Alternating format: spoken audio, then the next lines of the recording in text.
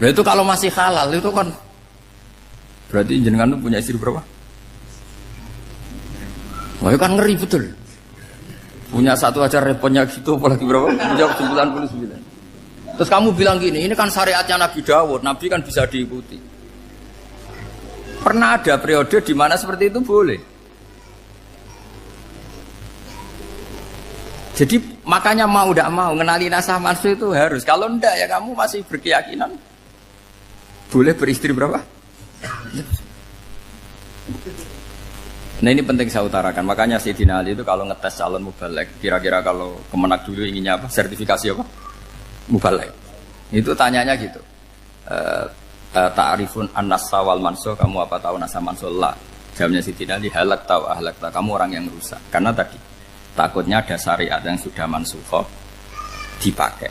Itu tadi misalnya kita ini tidak umatnya Nabi Nuh, tapi pakai syariat Robbila tadar alal ardi minal kafirina. Terus ketiga begini, misteri manusia itu. Dan ini kita tidak pernah tahu sampai kiamat, tapi ini ilmu harus kita diskusikan. Misalnya saya ini namanya Bahauddin. Saya sekarang hidup sampai 2019 sekarang. Kan hanya Allah yang tahu berapa turunan saya sampai kiamat dan statusnya kayak apa. Donald Trump juga gitu. Donald Trump itu sekarang kafir, tapi kita tidak pernah tahu nanti turunan keberapa ada yang Muslim. Lah turunan yang calon Muslim ini diletakkan di mana kita tidak tahu. Yang jelas kalau kamu bunuh itu katut itu. Artinya gini, logika membiarkan orang kafir itu ya ada logikanya. Gitu. Logika membunuh karena mereka mau membunuh kita ya ada logika fikihnya, karena kalau kita ada membunuh dibunuh. Makanya semuanya hukum ini terus bergantung al-hukmu yaduru ma'ilatihi wujudan wajib. Di sini terus dipertemukan. Makanya semua nabi itu kalau yang namanya membunuh pasti pas perang saja, karena ini kondisi yang memang pilihannya hanya dua, kalau nggak dibunuh ya membunuh. Ada duel lah. Maka ini butuh kajian fikih dan orang nggak boleh subjektif dalam hal ini. Saya ulang lagi, tidak boleh subjektif. Karena tadi, orang yang kamu katakan sekarang misalnya Zaid, kamu itu bodoh sekali. Kenapa bodoh? Tidak hafal Quran, nggak pernah kuliah, nggak pernah ngaji. Ternyata Zaid ini bersemayam calon anak yang alim alama hafal Quran. Namanya Umar, tapi masih jadi sperma.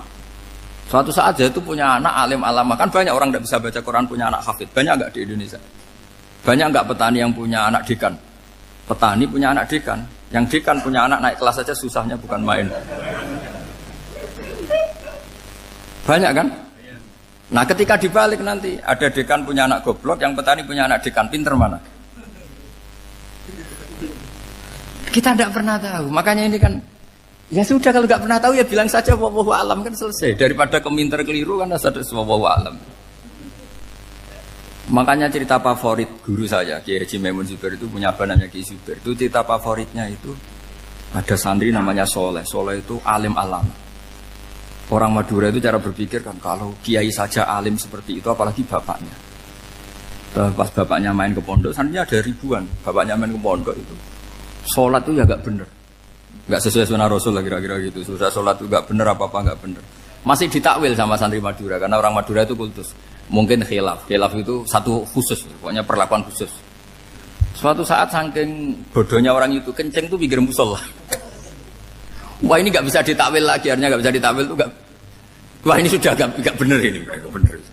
Singkat cerita santri tadi nggak kuat matur ke kiainya, Pak Yai, jenengan sealim itu kok bapaknya segoblok itu. Kenapa? Ya, dia kenceng pinggir musola. Oh bapak saya tuh pinter sekali. Kok bisa? Karena beliau yang memutuskan saya mondok sampai saya jadi alim alama seperti ini. Yang bodoh itu mbah saya. Yang bodoh itu mbah saya.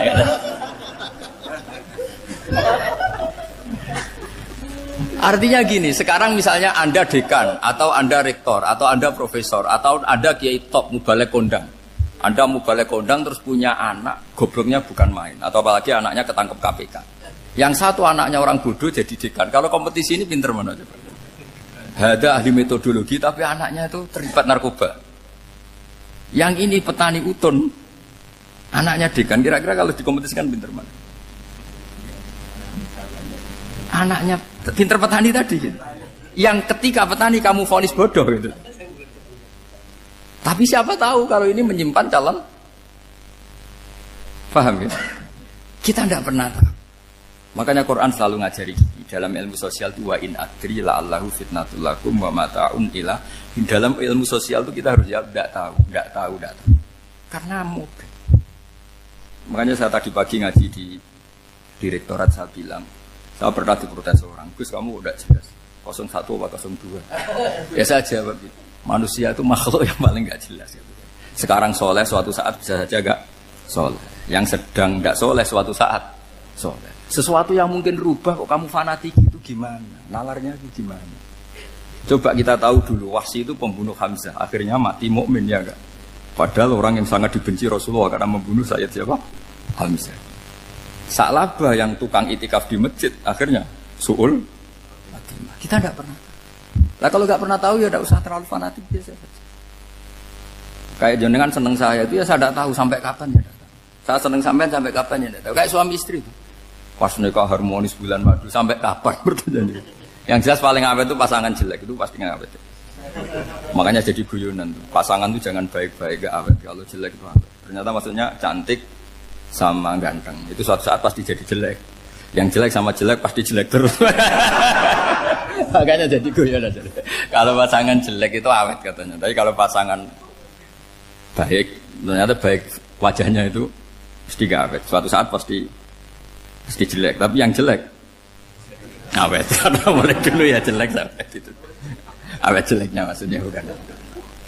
Ya jelas ya, jadi saya mohon sekali ini ilmu. Sampai ndak urusan, ini bukan urusan cocok ndak cocok, tapi ilmu. Ilmu harus kita dengar bahwa syariatnya para nabi itu yang sifatnya furu'iyah, tidak usuliyah, tidak tauhid itu potensi rubah. Sehingga mengkaji nasab mansukh itu satu keharusan seorang ulama. Makanya setiap ada syariat nabi hal hadis syariah mu'abbadah amla, mansukhah amla. Karena potensi itu tinggi. Kita tahu dulu semua nabi sholat menghadap apa? Baitul Maqdis. Era Rasulullah dipindah ke Ka'bah. Tapi kalau kamu katakan total Baitul Maqdis ya tidak juga. Nabi Ibrahim mulai dulu madhabnya ke Ka'bah. Tapi kalau Nabi Musa ke Baitul Maqdis. Terus kamu bilang ini 01, 02 ya memang syariat jadi sesuatu yang furu'iyah. Nah, kenapa ini furu'iyah? Jawabannya sederhana. Ketika seseorang menghadap Ka'bah itu menghadap batu apa menghadap Allah?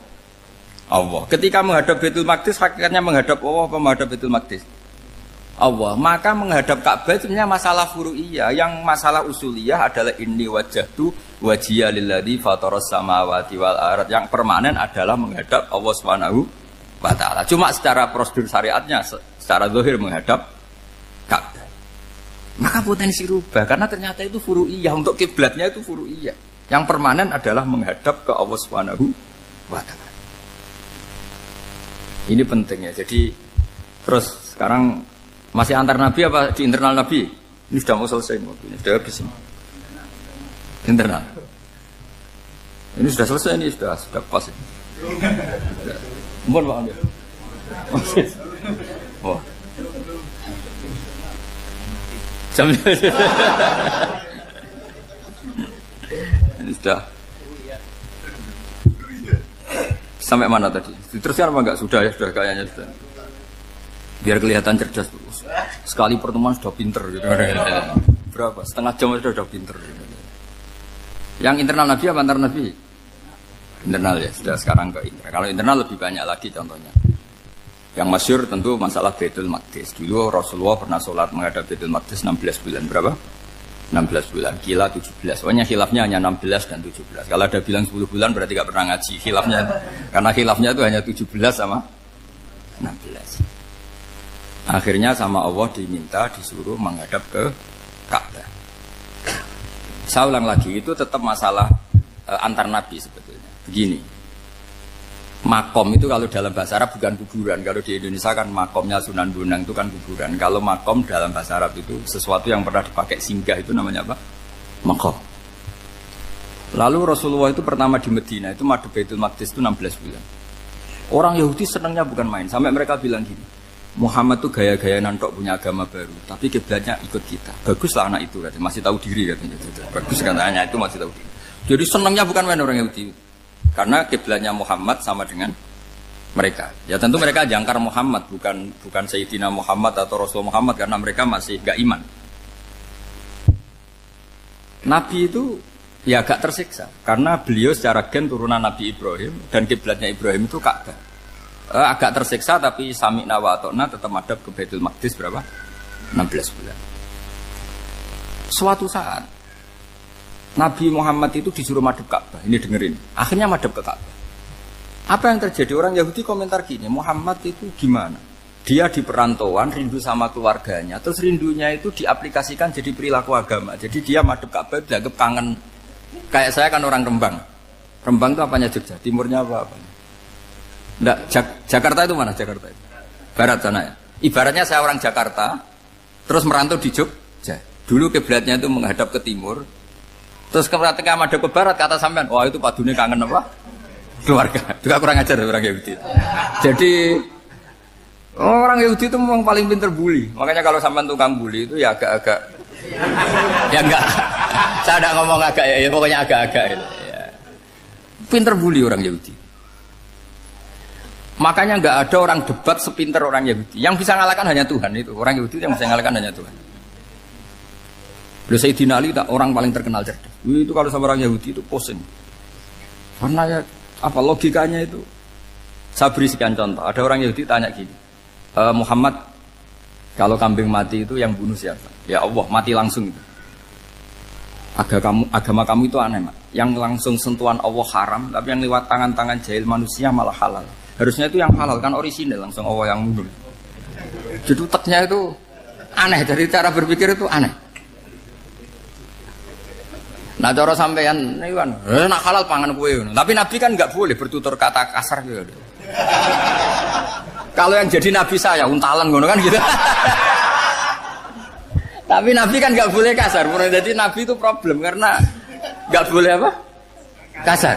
Kalau kita kan gampang, wis nak halal untalan kan selesai apa? Tapi Nabi nggak boleh kasar gitu. Jadi jadi nggak Nabi, ya sampean itu kan enak. Mau keliru ya pantas, mau apa saja pantas. Karena kan nggak panutan. Kalau Nabi nggak bisa meluruskan kebenaran itu harus tetap sesuai akhlak. Ya jadi agak kerepotan. Makanya punya Umar alhamdulillah ada yang nggak perlu aturan itu. Jadi enak. Jadi ya itu memang aturannya harus itu. Coba Nabi itu perang tapi nggak boleh bunuh. Kayak apa susahnya? Beliau jadi sasaran tembak tapi nggak boleh bunuh. Kalau sahabat kan enak, duel, relax, santai, bisa tarung. Kalau Nabi nggak boleh. Makanya Nabi meskipun ikut perang terus gak ada sejarah orang yang dibunuh. Ya hanya satu peristiwa itu pun dibaca orang kafir, ditangkis Nabi, pedangnya kembali ke dia mati. Tapi gak ada yang Nabi. Karena Nabi kalau pembunuhan itu terus kayak pendekar kan susah juga punya Nabi kok. Habis perang misalnya Nabi tanya, Muhammad habis orang berapa? 1000. Ya repot juga punya Nabi mantan apa? Membunuh meskipun yang dibunuh orang kafir. Tapi kan kayak apa ya? Fitrah manusia itu akan menolak kepemimpinan orang yang gitulah pokoknya nggak bisa diterangkan itu. Makanya Nabi itu nggak pernah bunuh meskipun kayak apa musuhnya tapi nggak pernah bunuh. Untungnya di sekeliling orang-orang yang tadi. Jangan bilang tuh suka bunuh ya, pokoknya perang gitu ya. Perang dengan bunuh itu beda loh. Kalau perang itu fair apa? Fair. Sampai mana tadi? Nabi Ibrahim ya. Makom tadi saya ulang lagi. Nabi Muhammad menghadap ke Baitul Maqdis itu hanya Allah nuruti. Ini loh Nabi betul.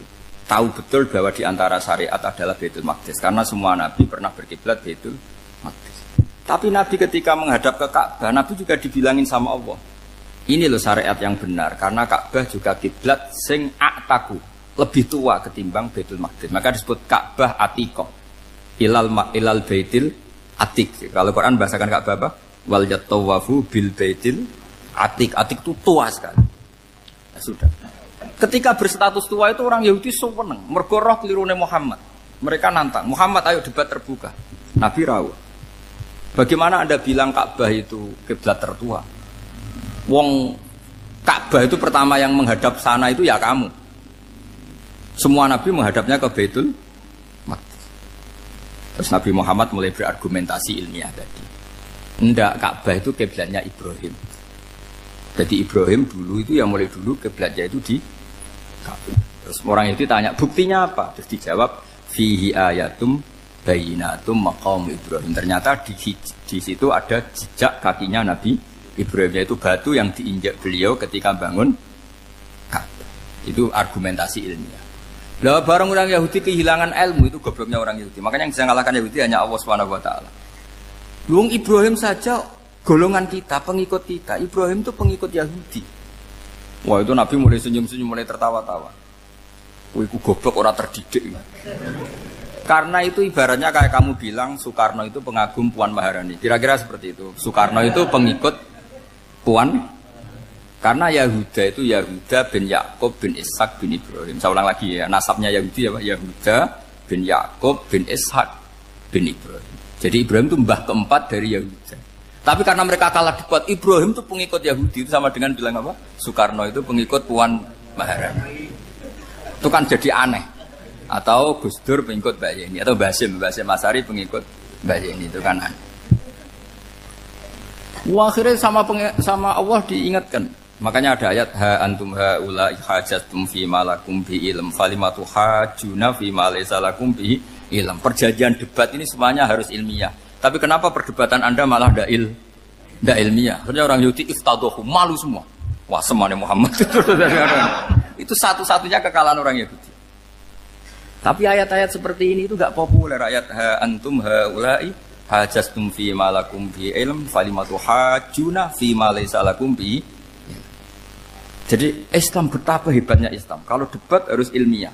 Dan Kanjeng Nabi menantang, ini perjanjian kita debat ini ilmiah. Kenapa sekarang jadi tidak ilmiah? Yaitu kamu mengatakan Ibrahim itu pengikut Yahudi, padahal Ibrahim dengan Yahudi itu dulu Ibrahim. Makanya Yesus kalah, mat. Tapi tetap ra Islam, tapi nah, makanya terus Ka'bah dibuktikan ketuaannya lewat apa? Fihi ayatum bayinatum maqamu Ibrahim. Itu bukan makam kuburan. Karena makamnya Nabi Ibrahim tetap Hebron, temudi Palestina. Kira-kira itu Palestina. Jare Israel yo ning Israel, mbah menang di. Jare ning Israel yo ning Israel, jare Palestina ning. Saya pernah ziarah ke sana di Hebron. Di makamnya Nabi siapa? Ibrahim. Jadi jelas ya. Jadi nasa mansuh itu ketentuan yang dikehendaki Allah Subhanahu wa taala untuk menguji loyalitas manusia, menanggalkan semua akalnya.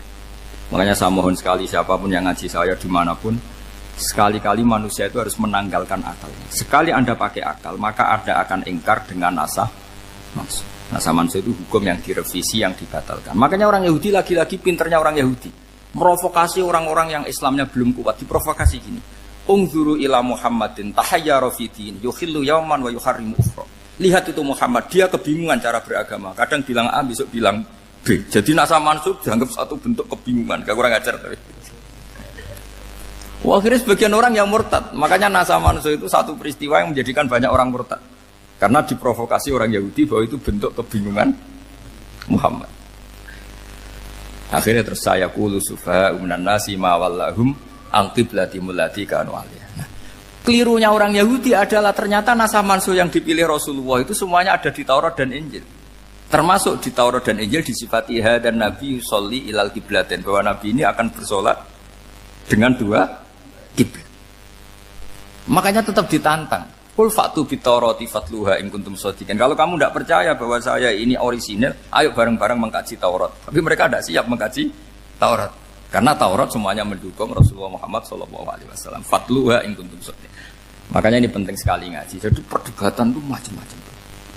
Dan itu pinternya orang Yahudi. Ungzuru ila Muhammadin tahayyara fi dini yukhillu yawman wa yuharrimu ukhra. Ini penting sekali. Makanya nasa mansuh itu uji loyalitas. Itu Imam Malik kalau mencontohkan ke Imam Syafi'i. Saya berisikan contoh fikih. Ini saya melanggar waktu. Ini sudah berapa? Saya yang tidak mengesahkan diri saya. Ya misalnya ini ya, ini kertas bawa ya, ini kertas saya bawa. Terus ini tak kasih uang misalnya, uang 100.000. Atau kalau contoh Imam Syafi'i dulu dididik Imam Malik begini. Ya Syafi'i, kalau kamu punya dua budak, dua pembantu, kalau dulu kan masih ada budak, dua pembantu lah kira-kira. Seneng mana, yang cerdas sama yang goblok? Seneng yang cerdas. Kalau yang nurut sama yang bantahan, seneng yang nurut. Nah, yang nurut itu yang goblok. Makanya tinggal dibalik saja. Kamu tak beda ya. Seneng mana punya istri yang cerdas apa yang goblok? Coba. Atau ibu-ibu, mbak-mbak ini senang mana punya suami yang cerdas atau yang goblok? Kalau cerdas gak bisa diakali, tapi goblok nurut tapi ya kadang di sini kan. Nah, itu kan antar manusia. Masalahnya kita menghadapi Allah Subhanahu wa taala yang semua kita pasti bodoh. Kita menghadapi Allah Subhanahu wa taala yang semuanya kita pasti bodoh. Allah jelas ngendikan wa kanal insanu dzaluman jauhlah, manusia itu banyak dolimnya. Dolim itu sifat mubalaghah. Kalau orang dolim sekali dolim, kalau sering zalum, kalau jahil biasa jahil, kalau banget jahili jahul. Bahasa Arab kan gitu memang. Ghafir, pengampun biasa. Kalau ghafur selalu mengampuni. Syakir, makanya sifatnya Allah Ta'ala ikut wazan fa'ul semua. Ghafur, syakur, atau diikutkan wazan fa'al. Kalau goblok biasa jahil, goblok banget jahal kan itu. Kafir biasa kafir, kalau kafir banget kafar. Ya, jadi wazan balagha itu bisa fa'al, bisa fa'ul ya. Kafirin, kafar atau kafur. Paham ya? Malah ngaji nahwu. Ya tapi ini memang perangkatnya ya. Ini kan perang mau tidak mau. Makanya misalnya Allah tidak suka kulla kafarin banget kafir ya, Pak. Paham ya? Kulla khawanin banget khianate. Kalau khain khianat biasa, kalau khawan sering khianat. Lah manusia itu kata Allah apa? Zaluman. Wis banget dolime, banget bodoh. Itu kalau yang ngarang hikam mencontohkan tuh gini. Manusia itu pas bener saja salah, apalagi pas salah. Jadi manusia itu kata imam yang ngarang hikam itu man itu kanat mahasinhu masawiyah fakih fala takunu masawihi masawiyah. Ketika baik saja buruk, apalagi ketika buruk. Coba kalau ada orang dermawan sama teman-temannya, tanyakan istrinya. Duit hambur-hambur, disekno kanca ngalono bojo. Mesti itu. Teman yang sering silaturahim ke teman-temannya, kata temannya baik, senang silaturahim, tanyakan istrinya. Oh, meninggali wong gitu. Jadi manusia pas baik saja ada buruknya.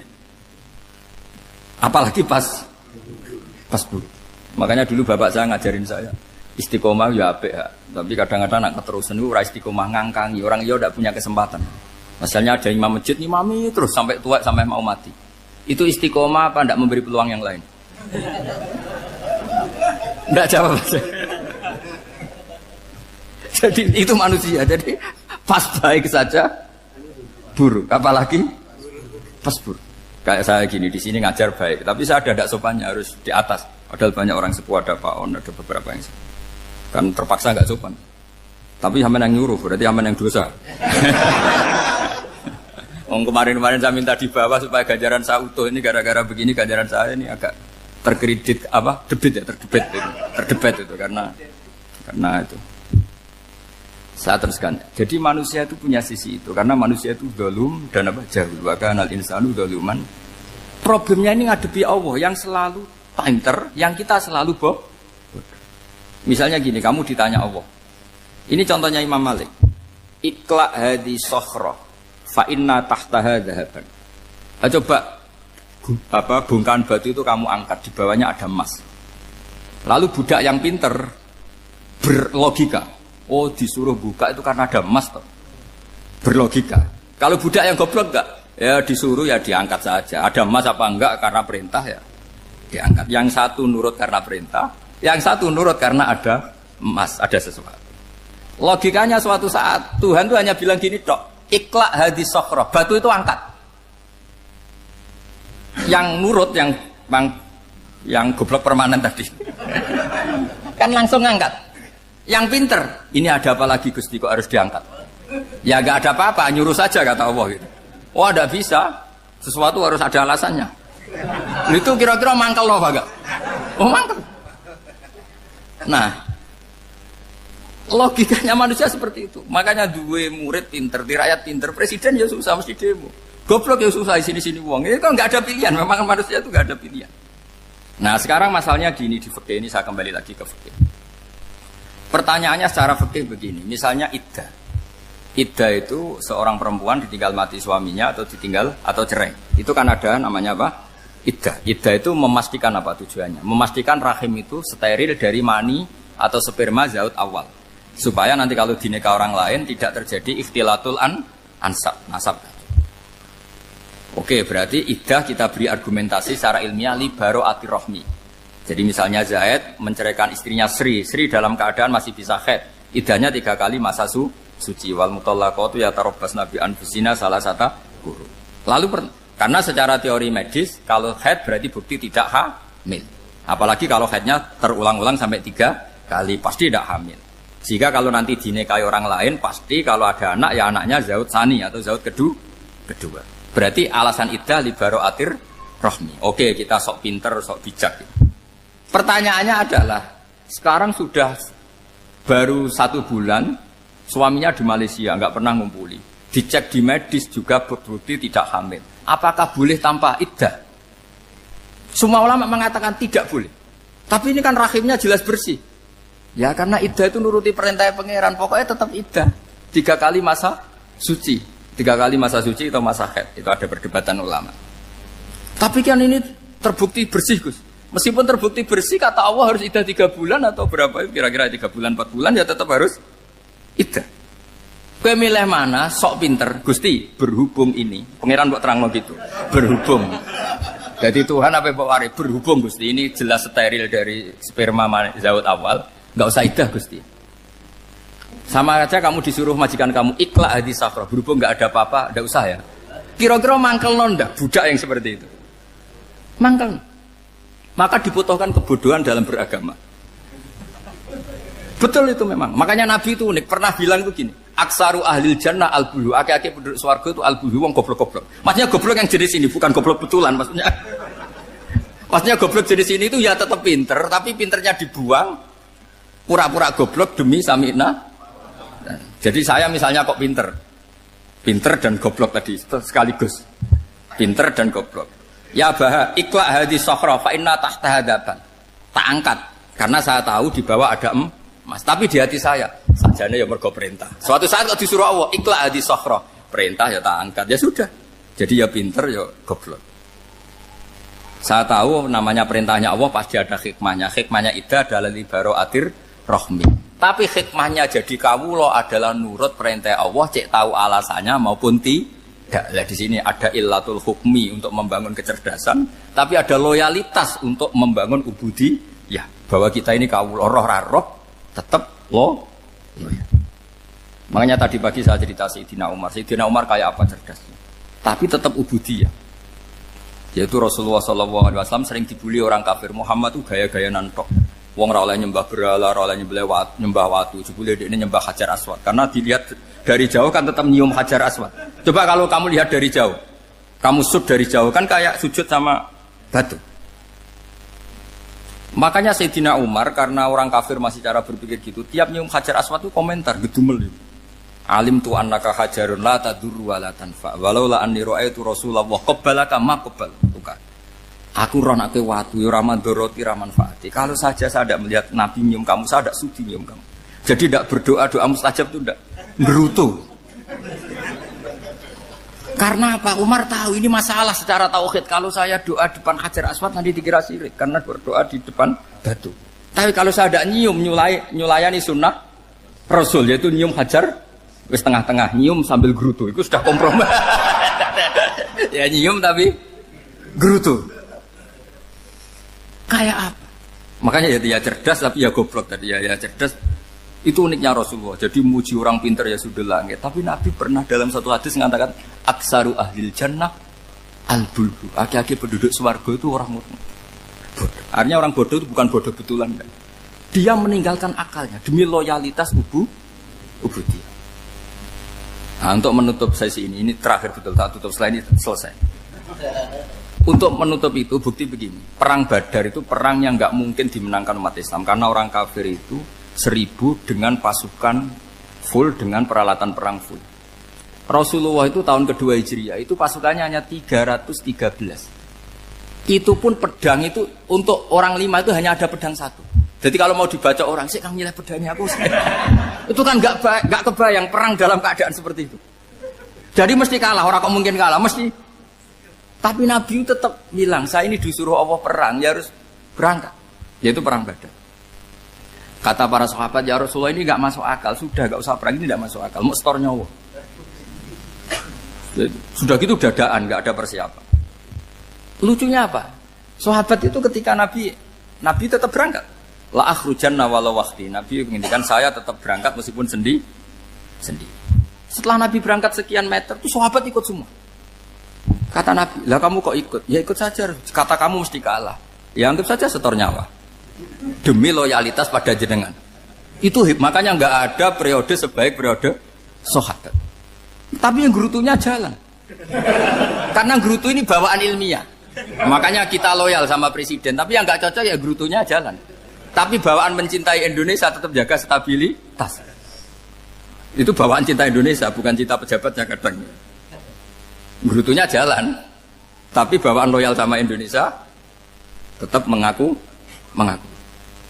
Bawaan loyal sama Rasulullah tetap ikut perang, bawaan akal karena nggak masuk akal ya gerutu. Dan itu uniknya Quran itu mengapresiasi itu dan dianggap nggak masalah. Saya bacakan ayatnya. Kama akhrajaka rabbuka min baitika bil haqq wa inna fariqam minal mu'minina lakarihun yujadilunaka fil haqqi ba'dama tabayyana ka'annama yusaquna ilal mauti wa hum yanzurun. Peristiwa Badar ada peristiwa kamu itu keluar untuk perang.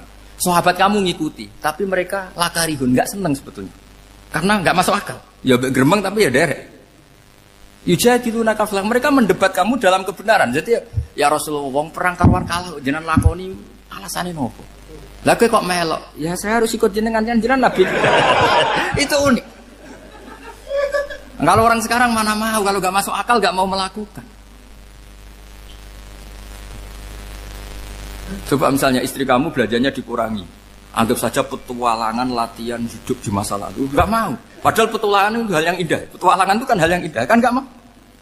Oh ngirit aja alasan.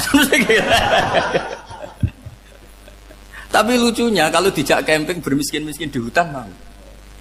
Karena karpe dhewe, tapi tak suami yang ngongkon. Ayolah seminggu ini kita model miskin, anggap saja petualangan masa lalu. Enggak mau. Karena pinter, apa? Coba kalau bodoh.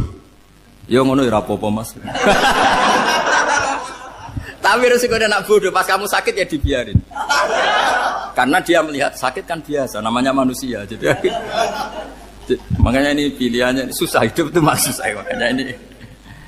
Jadi uniknya Quran gitu. Quran itu membolehkan psikologi manusia. Makanya Allah ngendikan kutiba alaikumul qital wa huwa kurhul lakum. Ya saya tahu kamu tidak suka perang. Allah yang ngakui wa kurhul, enggak apa-apa. Tapi ketidaksenangan kita harus dilawan demi mengikuti Allah dan misalnya perempuan Allah juga gitu. Wa ashiruhunna bil ma'ruf. Gauli istri kamu muamalah secara baik. Kata Allah fa in karihtumuhunna fasa antakrahu syai'a wa ja'alallahu fi khairam katsira. Mungkin ada watak yang kamu tidak suka, tapi di situ ada kebaikan. Allah ngaku yang namanya suami mesti ada watak yang enggak suka dari istrinya. Juga sebaliknya lebih banyak lagi yang suami istri kamu tidak suka watak kamu. Juga enggak suka hidung kamu, wajah kamu banyak lah yang enggak disuka. Tapi demi kestabilan negara suami istri ini, mereka loyal, justru itu bagus. Maka jagalah ilmu, juga jagalah loyalitas. Itu yang perlu saya utarakan. Jadi makanya agama ini dibangun dua. Satu kecerdasan hikmah, yaitu ya al-hukmu yaduru ma'ilati wujudan wa adaman. Tapi juga ada ubudiyah, bahwa agama ini milik Allah. Maka sami'na wa adaman. Karena begini logikanya, saya ulang lagi masalah batu. Iqla hadis sokhra fa inna tahta hadaban. Terus saya angkat.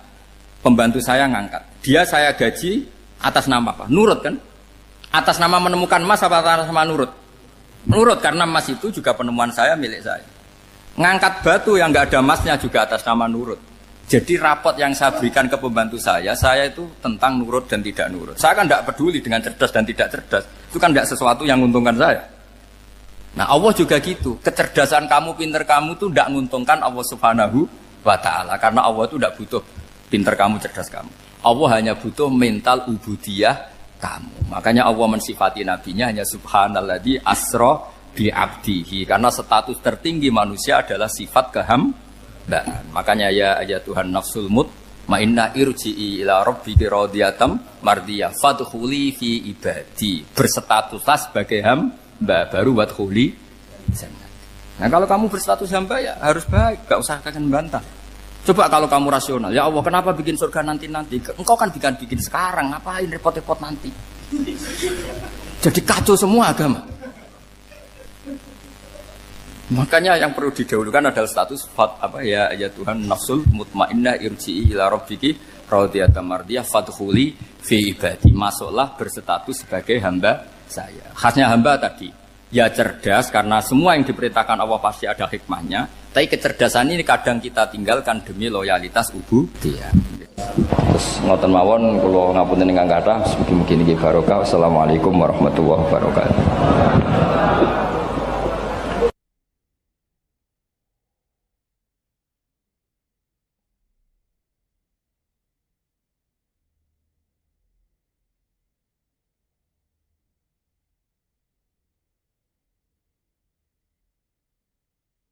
Ono bajingan kondang, gak tahu konangan.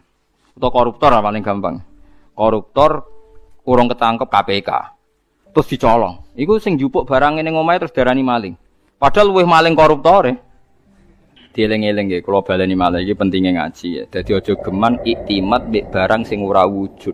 Demokrasi itu ndak wujud. Hak asasi manusia ya tidak wujud. Ini ndak bisa Anda buat pegangan supaya nak ketemu Allah Subhanahu wa taala. Mergo barange ora wujud. Dadi kabeh ning donya iki liyane manusa udah sering maca tasbih, sering salat. Ya kowe ora roh. Kowe ora usah takok carane. Kados kowe iman nak gedang ana gizine, sego ana gizine. Kowe ora tau takok kan manggone endi carane piye. Dadi kabeh manuk, kabeh kewan malah maca tasbih. Sing ora jelas ya manusa niku separuh maca tasbih, separuh ora. Nak kabeh kewan maca tasbih. Kowe ora usah takok ora carane piye terus bahasane piye. Wong dikandani kok malah takok carane, iki malah lucu. Mulane terus dadi anekdot masyhur iku. Maksiat tetep maksiat, setan wae roh maksiat. Lah umume setan iku nek ana maksiat iku seneng kecuali sitok nyelingkuhi bojone setan. Wah, nek iku setan lah ngamuk. Dadi satu-satunya maksiat yang setan pun ndak seneng iku nyelingkuhi bojone setan. Iku Allah ya ora seneng, setan ora seneng. Iku satu-satunya contoh maksiat sing setan pun ndak seneng. Lah guyonan ngoten niku penting karena itu tadi. Hukum itu kalau nuruti pandangan manusia dawuh Imam Syafi'i iku ruwet. Mergo al-qaulu qaulu sahibil ya. Angger sing nyekel sawangane sing duwe. Dadi kados koruptor sing donyane akeh, duwe alpat macam-macam itu nek ana sing nyolong sepeda motore sawangane ya salah. Padahal ini dhewe hasil colong. Lah tapi ki bener nyolong ya keliru, nyolong kok bener. Ya wis ngono agama wis ngoten iku. Lah mulane walillahi mulkus samawati wal ardh. Assalamualaikum warahmatullahi wabarakatuh. Bismillahirrahmanirrahim. Nahmaduka ya ghafuru ya syakuru wa shalli wa sallim barik ala sayyidina maulana Muhammadin wa ala alihi wa sahbihi asma'in nama ba'du. Pun kula terangno kados adate ulama-ulama riyen nggih. Dados pertama jenengan iman nek Allah niku wajibil wujud. Eling-eling nggih. Awal kita iman Allah wajib napa? Wujud. Dadi fawwau maujudun qadimun napa? Baqi mukhalifun lil khalqi bil itlaqi. Jadi intinya iman itu harus pada sesuatu yang wujud. Asy'. Lah wujud yang paling awal itu Allah Subhanahu wa taala. Terus liyane niku mboten wujud. Niki kula gadah cerita sithik niki kula haru tenan roh cerita niki. Ada seorang demokrat sejati. Orang yang sangat-sangat membela demokrasi itu akhirnya dia masuk Islam. Ketika masuk Islam itu alasannya sederhana. Demokrasi itu ndak sayun maujud, ndak sesuatu sing wujud. Kok tak bela-belani nganti mati ku lha opo? Sebenarnya aku nak ning akhirat iku mahwa demokrasi. Dadi dekne tobat akhire. Engko aku nak mati demi demokrasi. Terus demokrasi dhewe enggak sesuatu sing wujud. Apa iso nyafaati aku? Lah ini yang konco-konco mahasiswa atau LSM atau siapa saja harus mulai mikir. Jadi banyak kita itu ngimani sesuatu itu tidak wujud. Tapi demokrasi itu makhluknya piye rupane. Nah Nabi Muhammad jelas orangnya ada, figur yang ada. Jadi bisa memperjuangkan kita nanti di akhirat.